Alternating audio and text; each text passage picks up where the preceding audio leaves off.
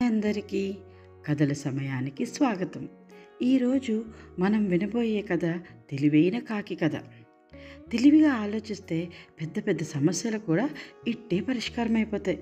మరి ఇంకెందుకు ఆలస్యం, కథలోకి వెళ్ళిపోదామా? అది వేసవికాలం.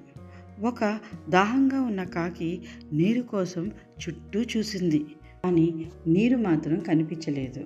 కాకి ఎగురుతూ నీరు కోసం వెతకటం మొదలుపెట్టింది. ఎటు చూసినా ఎండిన చెట్లు, ఖాళీగా ఉన్న రోడ్లు కనిపించాయి. కాకికి దాహంతో గొంతు ఎండిపోతుంది. అలా ఎగురుతున్న కాకికి ఒక దగ్గర బావి కనిపించింది. నీరు దొరుకుతుందని ఎంతో ఆశపడి బావి దగ్గరికి చేరుకుంది. తీరా చూసేసరికి బావి ఎండిపోయి నీరు లేకుండా ఉండటంతో ఎంతో నిరాశ చెందింది. మళ్ళీ నీరు కోసం వెతకడం మొదలుపెట్టింది. అప్పుడు కాకికి ఒక ఇంటి దగ్గర కుండ కనిపించి ఎంతో సంతోషపడింది. రివ్వుమని కిందకి దిగింది. వెంటనే కుండ మీద వాలి నీరు కోసం చూసింది.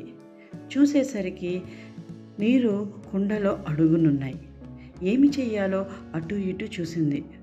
అప్పుడు కాకికి ఒక ఐడియా వచ్చింది. కుండ దగ్గర ఉన్న చిన్న చిన్న గులికి రాళ్లను నీటిలో వేయటం మొదలుపెట్టింది. అలా వేయడం వలన నీరు క్రమేణా పైకి రావడం మొదలుపెట్టింది.